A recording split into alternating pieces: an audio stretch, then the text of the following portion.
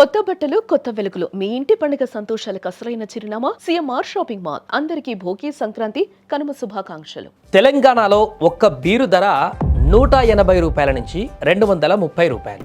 మీరు తాగే ఒక బీరు ప్రతి గుక్కలోనూ ప్రభుత్వం వాటా ఉందనే విషయం మీకు తెలుసా? మీరు తాగే ఆ బీర్ 70% మీది కానే కాదు అంటే నమ్మగలరా?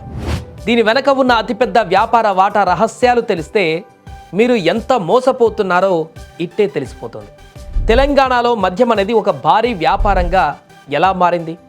బాటిల్ తయారీ దగ్గర నుంచి మీ చేతికి వచ్చే వరకు జరిగే ఆ కిక్కు ఎక్కించే పచ్చి నిజాలేంటో ఇప్పుడు తెలుసుకుందాం. ముందుగా ఒక బీరు తయారీ గురించి మాట్లాడుకుందాం. గోధుమలు, బార్లీ, ఈస్ట్ మరియు నీరు ఇవే కదా బీర్లో ఉండేవి. వీటన్నిటికీ అయ్యే ఖర్చు, బాటిల్ ప్యాకేజింగ్, లేబర్ అంతా కలిపి 600 ml బాటిల్కు, అంటే ఇప్పుడు దొరికేటువంటి ఒక బీర్ బాటిల్కు కంపెనీకి అయ్యేటువంటి ఖర్చు కేవలం 25 రూపాయల నుంచి 30 రూపాయలు మాత్రమే. ఆశ్చర్యంగా ఉంది కదా? 30 రూపాయల వస్తువును మనం 200 రూపాయలు పోసి కొంటున్నాం. అంటే మధ్యలో 170 రూపాయలు ఎక్కడికి వెళ్తున్నాయి? ఇక్కడే అసలు ఆట మొదలవుతుంది. ఈ రేటు పెరగడానికి ప్రధాన కారణం ట్యాక్స్. ఒక బాటిల్ మీద దాదాపు 75% నుంచి 80% వరకు పన్నులే ఉంటాయి. ఎక్సైజ్ డ్యూటీ, వ్యాట్, ట్రాన్స్పోర్ట్ ఛార్జీలు ఇలా అన్నీ కలిపి ప్రభుత్వం రేట్లను డిసైడ్ చేస్తుంది. తెలంగాణ ప్రభుత్వం ఏడాదికి దాదాపు 45,000 కోట్ల రూపాయల ఆదాయాన్ని కేవలం మద్యం ద్వారానే పొందుతుంది. అంటే రాష్ట్ర ఖజానా నిండాలంటే సామాన్యుడు బాటిల్ ఎత్తాల్సిందే అన్నమాట. ఇక నెట్వర్క్ విషయానికి వస్తే తెలంగాణలో మొత్తం 2620 వైన్ షాపులు ఉన్నాయి. ఇవి కాకుండా మరో 1000కి పైగా బార్ అండ్ రెస్టారెంట్లు ఉన్నాయి. ఒక్కో షాప్ లైసెన్స్ కోసం వ్యాపారులు ₹1 కోటి వరకు పోటీ పడి మరీ వేలం పాడతారు. అంటే ఎంత లాభం ఉంటే వారు అన్ని కోట్లు పెడతారో మనం ఇక్కడ అర్థం చేసుకోవాలి. కానీ ఇక్కడ అసలు సమస్య ఎంఆర్పి రేట్లు కాదు, దానికి అదనంగా వసూలు చేసేటువంటి ఛార్జీలు. ప్రతి బాటిల్ మీద 10 నుంచి 20 రూపాయలు అదనంగా వసూలు చేయడం బహిరంగ రహస్యం. దీనికి తోడు బెల్ట్ షాపులు, పల్లెటూర్లలో కిరాణా కొట్టులో కూడా మద్యం దొరుకుతుంది అక్కడక్కడ. అంటే పరిస్థితి ఎంత భయంకరంగా ఉందో ఊహించవచ్చు. చివరికి ఒక మాట, ప్రభుత్వ సంక్షేమ పథకాల పేరుతో ఒక చేత్తో డబ్బులు ఇచ్చి మద్యం ధరల రూపంలో రెండవ చేత్తో లాగేసుకుంటుందని చాలామంది చెప్తుంటారు. అవును, సగటు కూలి తన రోజువారీ సంపాదనలో సగానికి పైగా ఈ మత్తు కోసమే ఖర్చు చేస్తున్నాడు. ఇది కేవలం ఒక బాటిల్ ఖర్చు కాదు, ఒక కుటుంబ ఆర్థిక పరిస్థితి.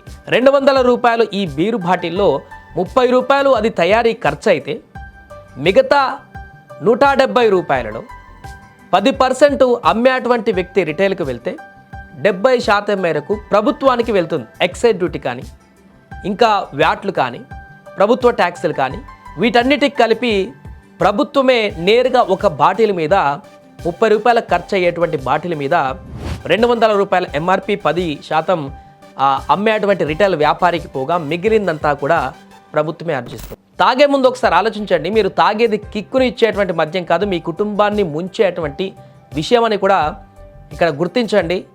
దీని ద్వారా ఎంత ఆర్థిక భారం పడుతుంది, ఎంత మేరకు బయట ఒక చిన్న వస్తువును మనం కొనాలంటేనే దానికి ఉన్నటువంటి ధర ఎంత, దాన్ని ఎంత ఎక్కువకు ఈ షాప్ అతను అమ్ముతున్నాడు, పక్క షాపులో తక్కువ ధరకు అమ్ముతున్నాడని మనం ₹2 1 రూపాయి దగ్గర ఆలోచించి కుటుంబం సంబంధించినటువంటి పరిస్థితులను మేనేజ్ చేసే మనం మద్యం ధరకు వచ్చేసరికి ఏమాత్రం ఆలోచించకుండా తయారీకి అయ్యేటువంటి ఖర్చు 30 అయితే దాన్ని 170 రూపాయలు అదనంగా ట్యాక్స్ల ద్వారా వసూలు చేసి అమ్ముతున్నప్పటికీ కూడా దాన్ని మనం సేవిస్తున్నామంటే ఈ ఆలోచన మనకు ఎలాంటి దూరంలోకి తీసుకువెళ్తుందని కూడా గమనించాలి.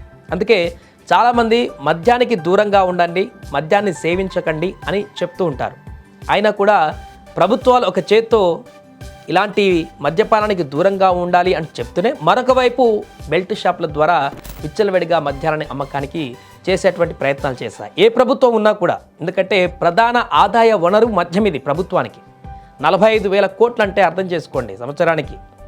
ఆల్మోస్ట్గా దాని ద్వారానే ప్రభుత్వం సంవత్సరానికి పెట్టేటువంటి ఆర్థిక బడ్జెట్ ఏదైతే ఉంటుందో ప్రధానంగా దీని మీద డిపెండ్ అవుతుందనేది కూడా మనం స్పష్టంగా చెప్పవచ్చు. అంటే మిగతా ఎన్నున్నా కూడా దీని వాట చాలా పెద్దదని చెప్పుకోవచ్చు.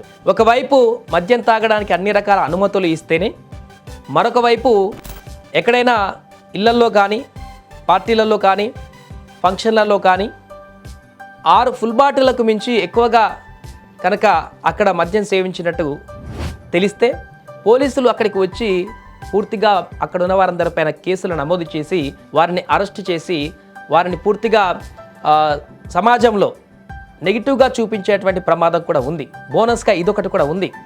6 బాటిల్ కంటే ఎక్కువ ఉంటే ఖచ్చితంగా దానికి పర్మిషన్ ఉండాలి. అండ్ బిల్స్ కూడా ఎక్కడి నుంచి కొన్నామనేది కూడా స్పష్టంగా ఉండాలి మన స్టేట్లో కొన్నప్పటికీ కూడా.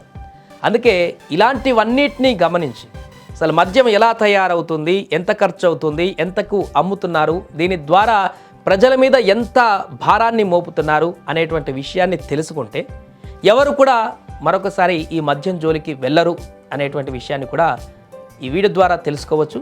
సో దీనిపైన మీ అభిప్రాయం ఏంటో కామెంట్ రూపంలో తెలియజేయండి.